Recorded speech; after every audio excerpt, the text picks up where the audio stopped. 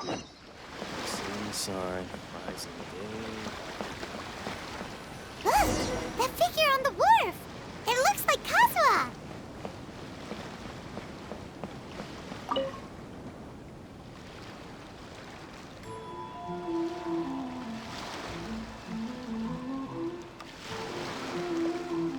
Greetings, traveler in Paimon. I heard there would be guides for the Iridori Festival, but I didn't expect it would be you two. We didn't expect to see you either! Returning as a guest for the Iridori Festival, no doubt. I was a little surprised myself when I received the invitation. But after wandering the outside world for so long, it's good to have an opportunity to return to my homeland and pay respects to my old friends. Kazuha, when we saw you in the distance just now, you seemed to be looking for something. What happened? Ah, yes. You see, when I came off the boat with everyone just now, I suddenly heard light footsteps around me. I could tell they were not footsteps of a regular passenger. But by the time I turned around, the person had already disappeared. I only heard a splash come from below the pier. Even though I didn't manage to catch a glimpse of them, I found this strange piece of paper by my feet. Oh, does the paper happen to have a poem written on it? Huh. How did you know?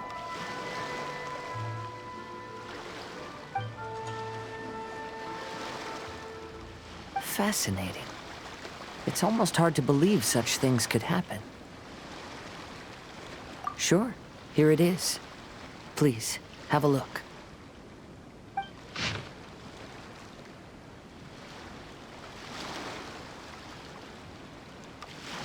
Last time, Aoi no Okina's poem ended with a reference to Akihito. And sure enough, this is a story about him. The story this time basically says that Akihito got his name from his love of red seals. However, the shogun discovered that he had committed plagiarism, and he was soon exiled. Well, if Paimon were to rate today's story, it sounds pretty unfortunate. I don't think there's anything particularly wrong with this story.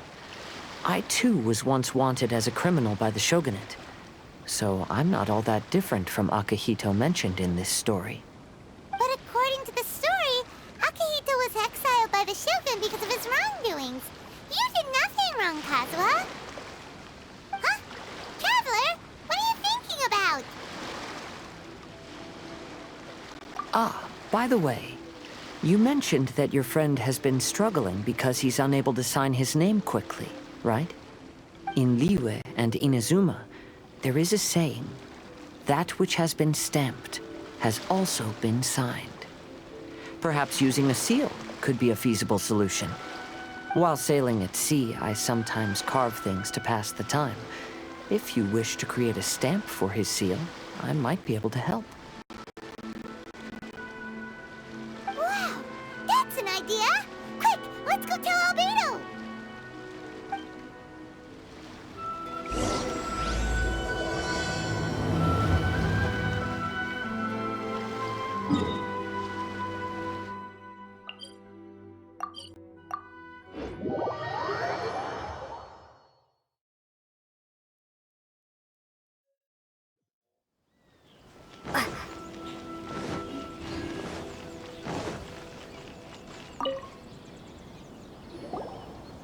Albedo, we figured out a way to help Shincho!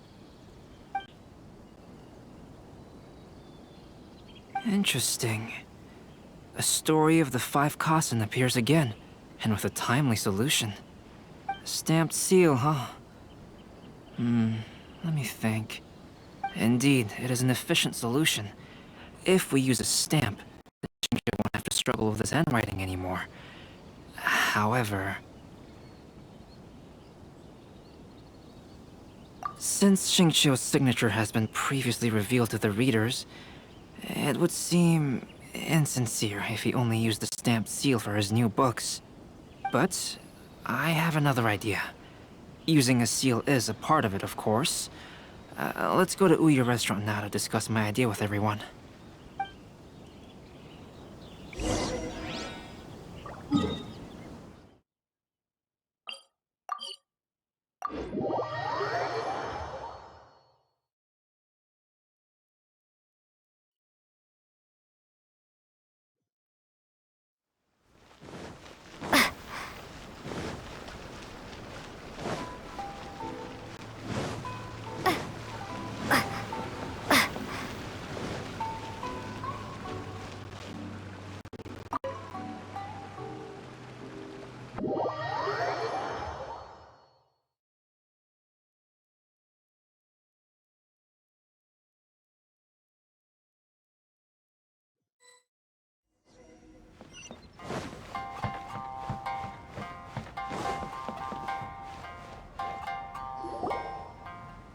Yes, that's it, Jinyu.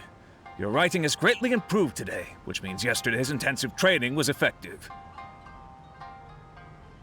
My apologies, but I simply can't do it anymore. My hands are so sore that I can't even move them anymore. I should have known better than to read novels during calligraphy class. You just had a 10-minute break. Come on, you can do this. When it comes to pushing a deadline, there's no one more brutal than Mr. Hirayama.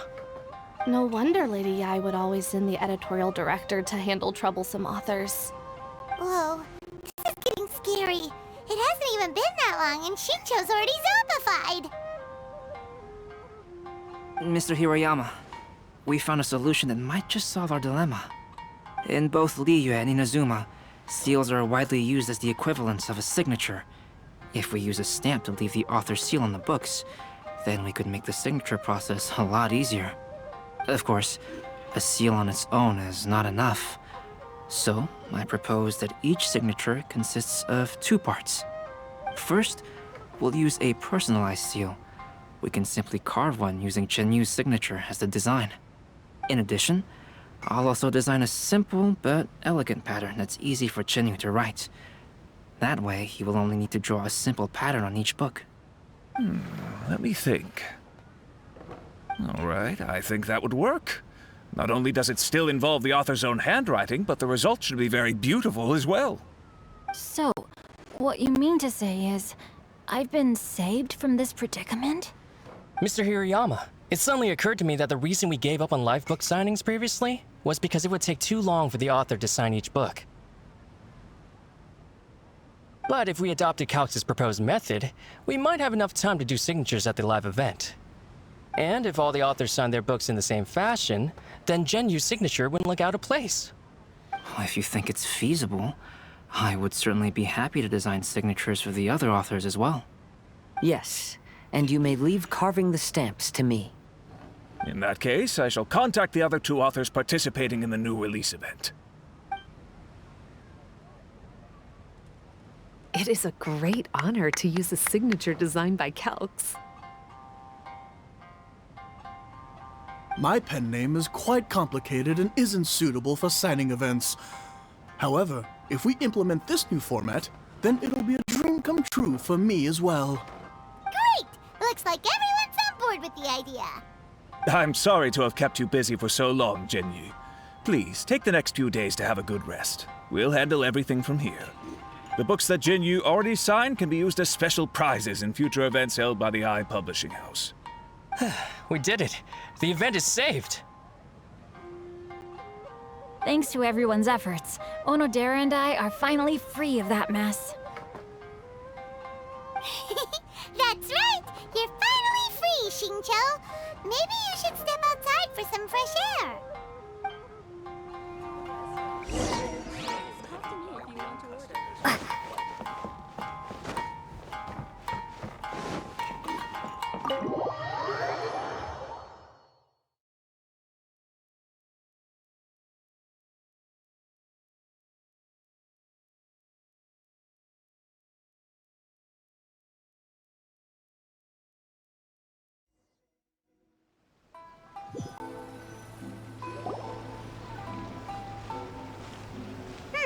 We still have some time to burn. Where should we go next?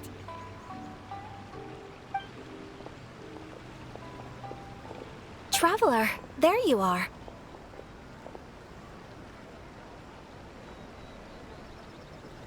Oh, it's Ayaka! And Venti! That's an interesting combo. I was just going to the festival venue to prepare the Ikebana lesson when I found a strange piece of paper on a flower stand. This bard just happened to be close by at the time. He informed me that you've also found similar papers recently. As such, we came together to find you two. But the paper she found isn't quite the same as the ones we found before. Here's the paper. Please have a look.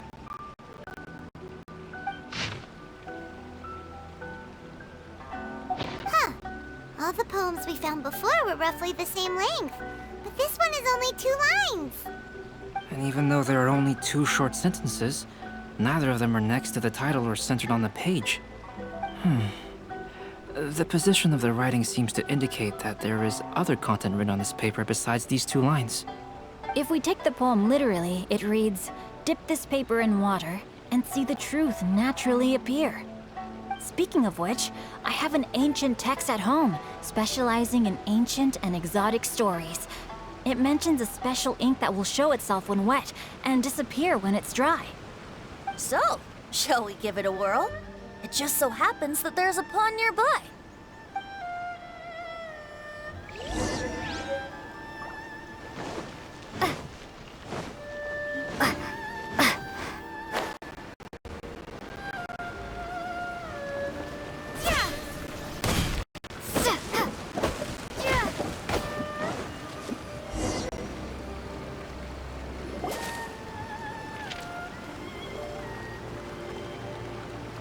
Wow, look!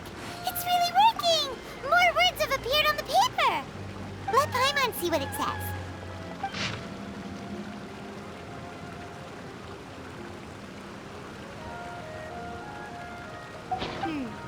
Story says that after Sumizomi got the collection of poems from Akihito and put them into a stream of water, the plagiarized words in the poem became blurry.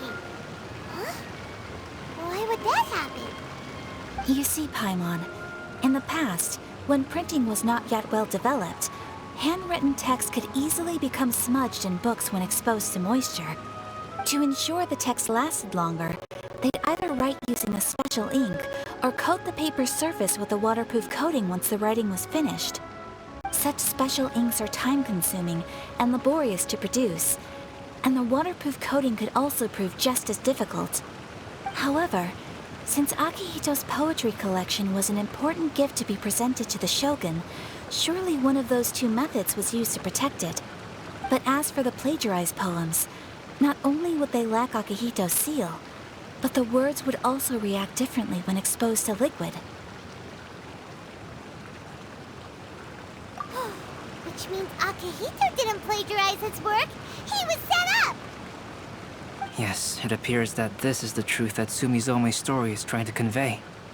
Although the story is saddening, I've decided on the subjects to use for Akihito and Sumizome's portraits. Kazuha, Ayaka, would you be willing to be the models for my paintings? I would be delighted.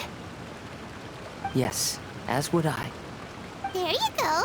The next 2 portraits should be ready in no time. Yes.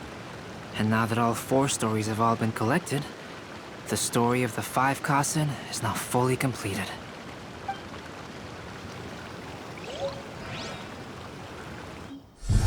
Long ago, Inazuma had 5 legendary poets. People bestowed upon them the title of the 5 Kasen. One year, the poet Suiko made his way to Tenshukaku and presented the Kasen's work for the shogun's perusal. But a page from the works of Aoi no Okina had been torn out, and Suiko was questioned regarding the matter. Suiko pleaded guilty. He admitted to drinking at the tavern the night before, and vaguely recalled a mysterious figure approaching while he was intoxicated. That figure was none other than Aoi no Okina himself. This turn of events had begun with an unnamed individual, under whose coercion, Aoi no Okina was forced to take drastic measures to retrieve a page of poetry. He knew nothing of this individual's true intentions. All he knew was that the poem had to do with an old acquaintance, Akihito. Akihito had once belonged to the 5 Kasen. Each poem he composed, he marked with a scarlet red seal, hence the Aka in his name. Such a distinguished writer was he, and yet one of the poems he had submitted the previous year was found to be plagiarized. Akihito was exiled for his crimes, and only 4 of the 5 Kasen remained. Sumizome went over Akihito's poems and noticed that the plagiarized poem lacked his seal. She immersed his poetry in a stream nearby, and only on the plagiarized poem did the ink run. Aoi no Okina passed by and witnessed Sumizome's doing, which he then recorded in a poem. Thus transpired the events of Suiko's poetry submission, and this is where the story comes to an end.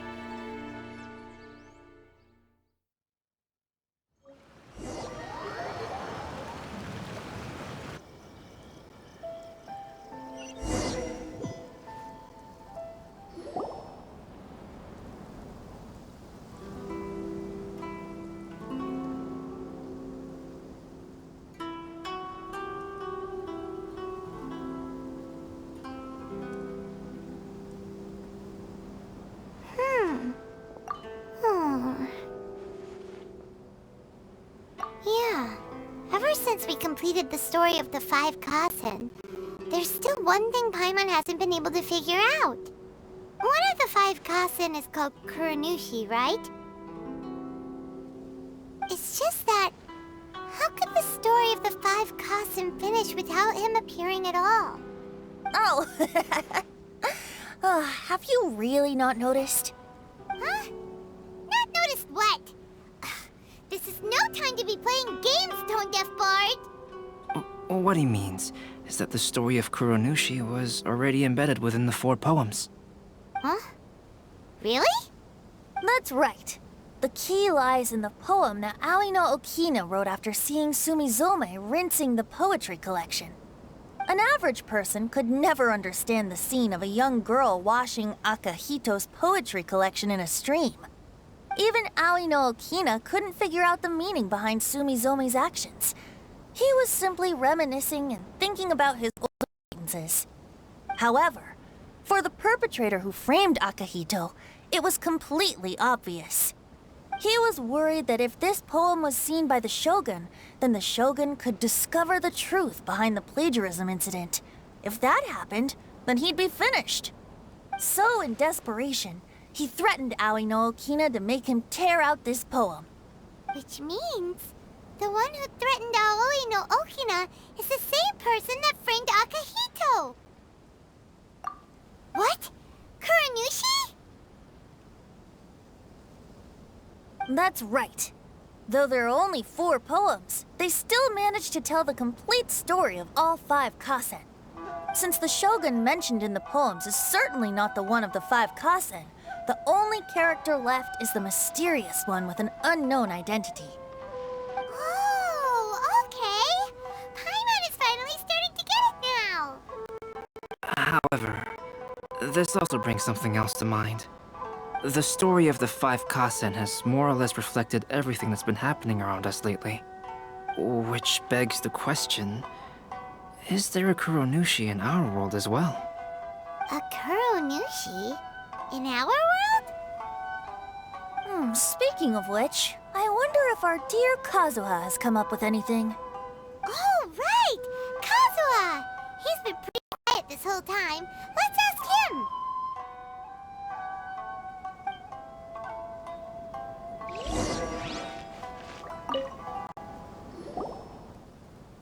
Hey, Kazuha! Are you okay?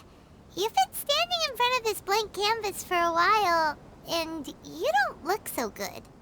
Apologies for making a wild assumption, but has the story of the 5 Kasen reminded you of anything? Yes.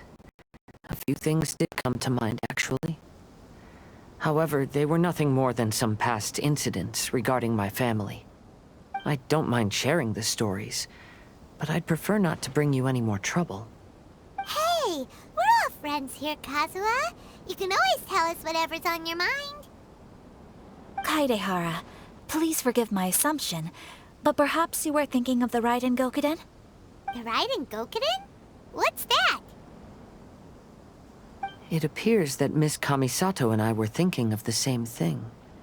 But it also has much to do with the Yashiro Commission. It would be improper to speak of it here without the consent of Miss Kamisato. It's fine. Those of us here are all trustworthy, so there isn't any harm in it. However, this matter is somewhat complicated and may be difficult to explain. Let me start with the Raiden Gokuden. As you all know, the Yashiro Commission's primary purpose is managing ceremonial and cultural affairs, and Inazuma's art of forging swords is a very important part of our culture. The Raiden Gokuden were once the top 5 schools of the forging art in Inazuma. Although these families were swordsmiths by craft, they also held many important positions in the Yashiro Commission. Unfortunately, of the 5, only the Aminoma art still maintains its artisan lineage. The descendants of the Ishin art are also still alive, but the craft has been lost to time. The descendants of the Ishin art are none other than the Kaidehara family. Whoa! We knew Kazuha came from a noble family, but we had no idea about his connection to the Yashiro Commission and sword making. Yes, but that's all part of the past now. The Ishin art was lost with my great-grandfather's generation. My grandfather was dissatisfied with my great-grandfather's lack of effort. When he was young, my grandfather traveled all over Tevat to find a way to revive the family business. But it was to no avail. And in my generation, our last remaining family property was lost as well. I heard my elder brother mention that the decline of the Raiden Gokuden happened very rapidly. In the span of a few decades, 3 of the families suffered various misfortunes and disappeared completely. Later, there was speculation that all of these misfortunes stemmed from some background machinations, meaning that someone wanted to wipe out the Raiden Gokuden. However, since not every family of the Raiden Gokuden came to ruin, such explanations were treated as nothing more than a conspiracy theory. Indeed. I've also believed such ideas were just theories and rumors. However, I know that a major incident happened to my great-grandfather when he was young. Not only did it affect the Kaidehara clan, but it nearly jeopardized the Kamisato clan's position in the Yashiro Commission as well. After reading the story of the 5 Kasen, I can't help but feel like it's pointing me toward the truth behind that incident. What exactly happened to your great-grandfather, Kazuha? I still can't say. I need to speak with someone to verify the details. Let's meet here again at noon tomorrow. I will tell you everything I know then.